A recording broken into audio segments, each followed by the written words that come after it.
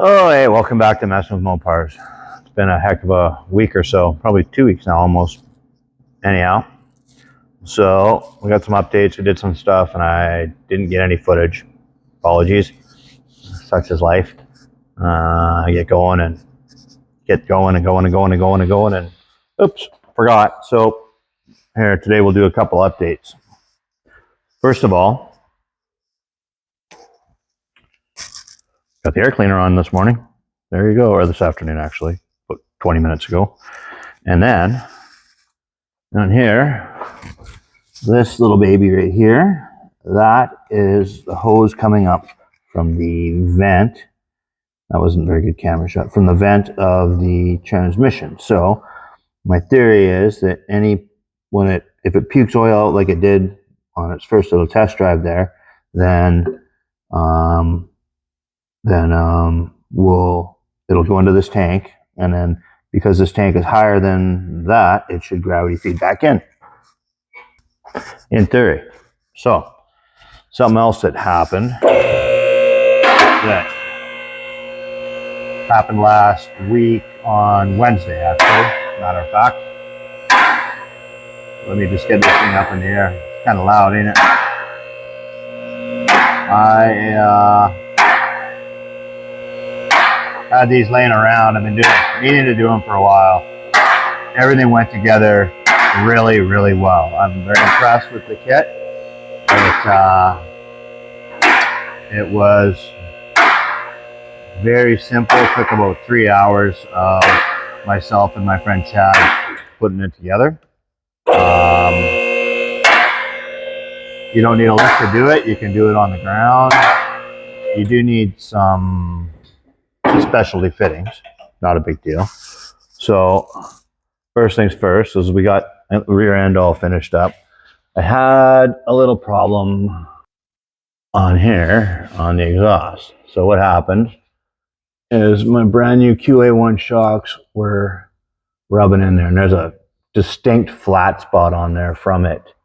So we pushed the top of the tailpipe over a bit, and then I just took some heat and we just smacked it in a little bit. I mean, it is what it is, and it was on both sides.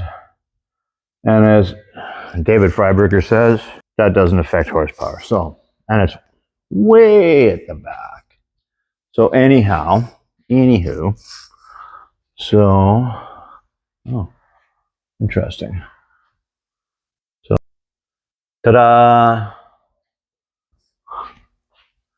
We got some Willwood 4-piston brakes in there. You do need some special fittings for you need to get 1/8 inch to -3 MPT, and then you need a -3 line, and then you need up here, you need -3 to the brake line fitting. I got all those at Mopac. It was pretty simple. Everything fit really well. It was an awesome system. It went together really, really well. The pads and everything. Chad and I bled them last night. And I haven't had them out for a test drive, but there's no fluid leaking or nothing, and it seemed to work pretty good just inside the shop here. The line lock seemed to work pretty good. I think that's the coating that coming off the doodad. Probably shouldn't have done that right away. There is a break-in procedure for that. You got to do a few light breaks, a few medium breaks, a few harder breaks, and then you have to do a couple very hard breaks, over a period of time. So the next couple of days, that's what I'll do. I'll just, tomorrow's supposed to be kind of sunny here in Vancouver, so that's what I'll do is I'll